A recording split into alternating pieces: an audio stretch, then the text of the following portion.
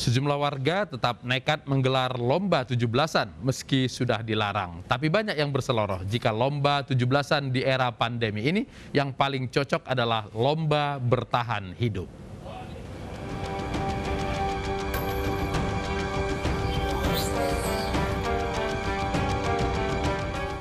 Agustusan tanpa perlombaan mungkin kurang sempurna bagi warga Kecamatan Setu, Tangerang Selatan. Mereka tetap nekat menggelar perlombaan guna memeriahkan kemerdekaan saat pandemi corona.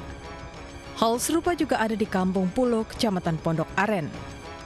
Tahun ini merupakan kali kedua Indonesia merayakan kemerdekaan di era pandemi.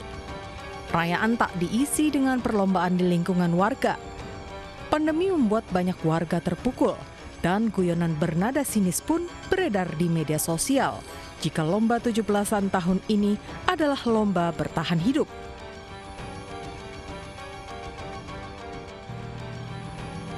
Di Ciledug, Kota Tangerang, Banten, sebuah mural bertulis wabah sesungguhnya adalah kelaparan, terpampang di pagar tembok lahan kosong.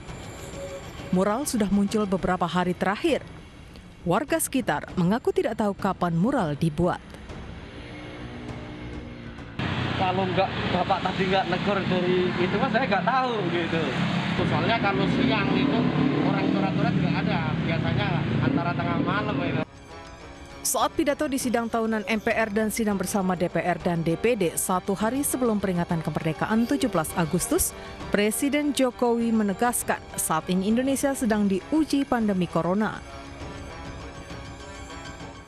Pandemi memberikan beban yang berat kepada kita, beban yang penuh dengan risiko-risiko dan memaksa kita untuk menghadapi dan mengelolanya. Presiden berharap semua elemen masyarakat bersabar karena pandemi corona yang sedang memukul perekonomian dan kesehatan sejatinya adalah ujian mengasah ketabahan demi menjadikan bangsa lebih kuat dan kokoh memenangkan pertandingan. Ya, tabah dan kemudian kuat sehingga kita memenangkan pertandingan. Kita akan membahasnya bersama dengan seorang penceramah dari Sulawesi Selatan, Ustadz Dasat Latif, dan epidemiolog Ibu Mas Dalina Pane.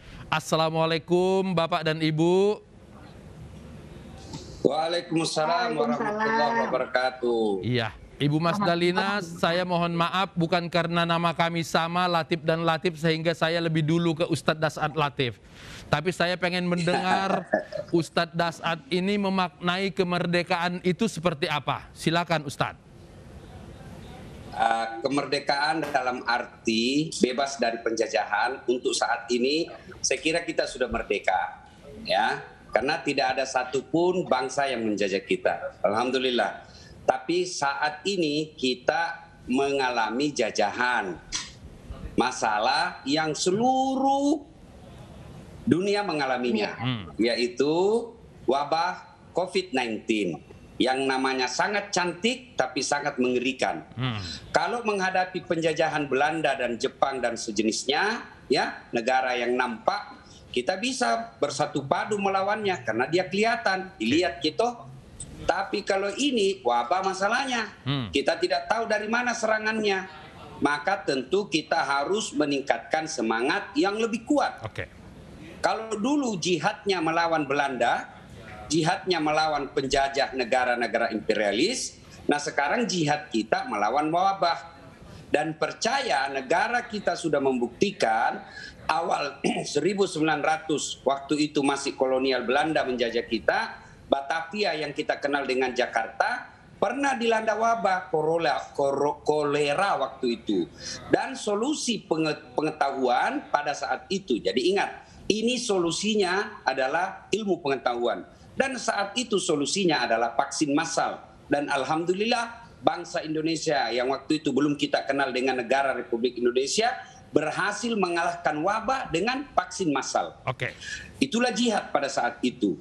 Masuk Belanda 45, jihad kita melawan dan mengusir Belanda dan Jepang serta pasukan sekutu yang dipimpin Inggris waktu itu. Nah sekarang jihad kita bukan lagi melawan imperialis, tapi jihad kita adalah melawan wabah. Senjata untuk melawan wabah ini tak lain melalui ilmu. Pertama, disiplin prokes. protap kesehatan. Alhamdulillah, dengan kasih sayang Allah, teorinya memang vaksin sempurna 4 tahun. Tapi dengan izin Allah, kasih sayang Allah, kita tidak perlu menunggu 4 tahun. Allah telah menurunkan kasih sayangnya melalui pengetahuan manusia. Dan ingat, Allah yang turunkan. Biar secerdas apapun manusia, kalau Allah tidak izinkan, tidak ditemukan ini vaksin. Oke. Tapi alhamdulillah, dengan izin Allah temukan vaksin. Maka jihad kita sekarang prokes dan sambut vaksin. Oke. Itulah jihad kita. Iya. Ya. Ibu Mas Dalina, ini Pak Ustadz bilang prokes dan vaksinasi. Ini saya kira Ustadz ini jangan-jangan epidemiolog ini Pak Ustadz Dasar Latif ini. Ibu Mas Dalina bagaimana melihat jihad melawan corona seperti disampaikan oleh Ustadz tadi? Saya mendukung apa yang disampaikan Pak Ustadz. Jadi memang protokol kesehatan 3M itu tetap harus dilakukan masyarakat dan harus datang ke sentra-sentra vaksinasi untuk segera divaksin. Untuk pemerintah juga jangan lupa 3T-nya, tracing, testing, dan treatment. Jadi kalau masyarakat sakit, maka pemerintah sudah siapkan semuanya. Jangan lagi ada masyarakat yang kemudian tidak bisa dilayani karena tempat tidurnya kurang, karena oksigennya kurang, karena ICU-nya kurang. Jadi sebenarnya ke depan mungkin kita akan tetap hidup dengan berbagai penyakit menular, tetapi yang terpenting adalah semua bisa dikendalikan. Bagaimana mengendalikannya? Tentu ada indikatornya. Pertama, kasusnya tentu tidak boleh banyak. Kemudian yang kedua, sarana layanan kesehatan ketika rakyat sakit itu mampu menampung semua masyarakat yang membutuhkan. Kemudian yang ketiga, masyarakat ke depan harus tetap menjaga protokol kesehatan. Bukan hanya untuk COVID saja, tetapi untuk banyak penyakit menular lainnya, protokol kesehatan itu juga sangat penting.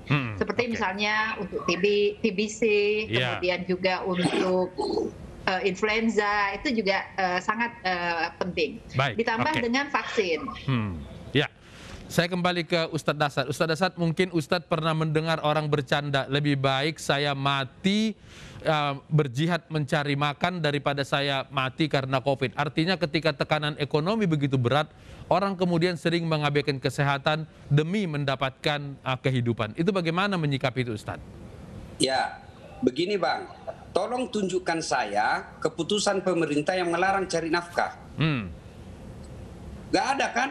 Yang ada adalah Anda cari nafkah tetapi tetap mematuhi aturan negara. Karena keselamatan jiwa jauh lebih penting daripada ekonomi. Memang orang berkata, pintar kau itu ngomong Ustadz, karena ada gajimu tiap bulan. Tidak dilarang cari nafkah. Tidak dilarang cari nafkah, tapi carilah nafkah dengan memenuhi standar kesehatan. Ya, standar kesehatan itu jangan berkerumun. Cari nafkah kreatif dong.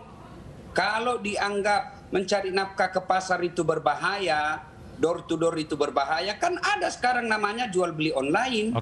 Jadi memang harus kreatif, beradaptasi dengan penyakit ini. Kalau tidak ya kita ketinggalan. Kemudian lagi pemerintah juga harus jangan cuma melarang ke pasar, melarang ke toko, tapi tidak memberikan subsidi. Ya, saya kira dengan uang yang ratusan triliun yang diarahkan untuk penanganan COVID itu, saya yakin akan mampu ya, daripada pengadaan ini yang tidak jelas, lebih baik langsung. Yo, berapa nih fakir miskin di desamu, di kampungmu, di RT-mu, catat berapa mereka butuhkan 1 bulan. Ya memanglah tidak manusiawi, ya, kalau orang dicari nafkahnya terbatas, semua dibatasi, lalu tidak ada subsidi dari negara, pasti rakyat akan melawan.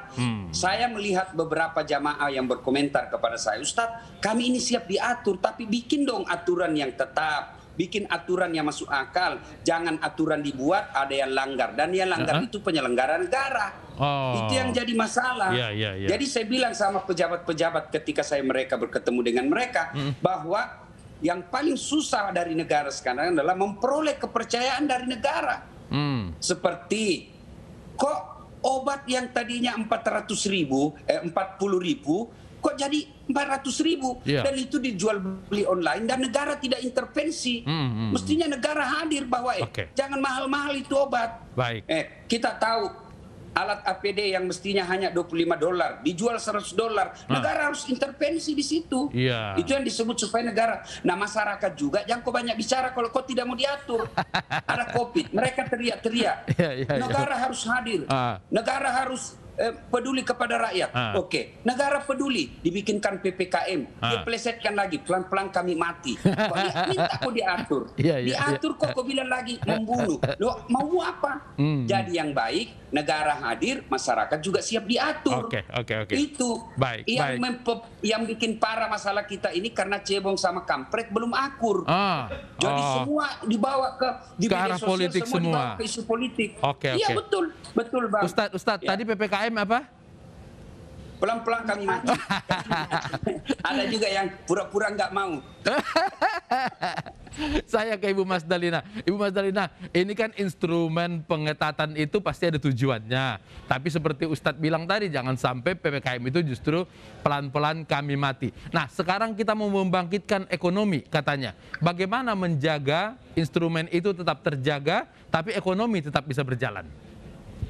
Ya, sebenarnya di dalam pengendalian yang tepat sasaran, ekonomi mestinya tidak harus terpengaruh, kecuali untuk sektor jasa, terutama jasa pariwisata. Biasanya memang yang paling banyak terpengaruh.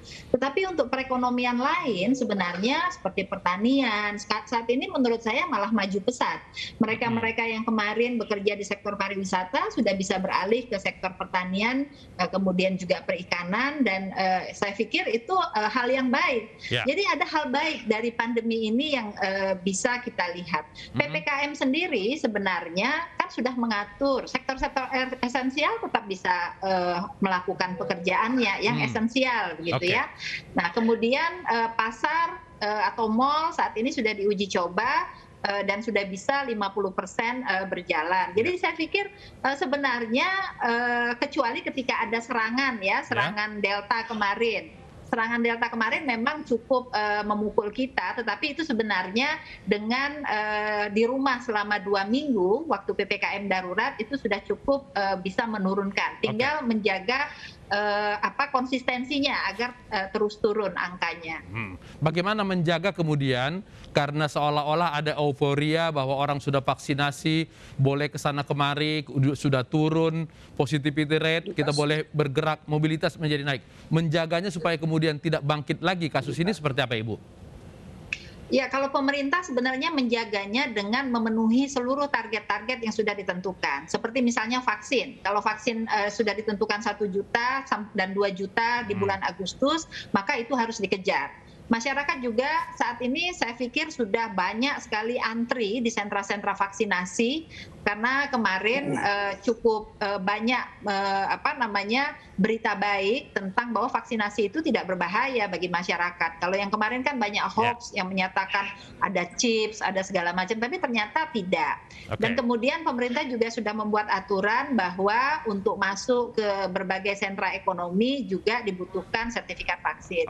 Jadi momentum ini harus dijaga, jangan sampai ketika masyarakat datang ke pusat-pusat pelayanan kesehatan vaksinnya nggak ada. Nah, ini yang menjadi PR bagi pemerintah. Baik, saya ke Ustadz lagi. Ustadz, ini kan tadi Pak Presiden juga bilang bahwa cobaan ini membuat kita tabah, sabar, supaya kita menjadi orang yang menang. Apa nasihat Ustadz kepada orang beleng-beleng ini supaya nurut ini semua? Ya, Bang, hidup itu memang banyak cobaan. Kalau sedikit namanya cobain.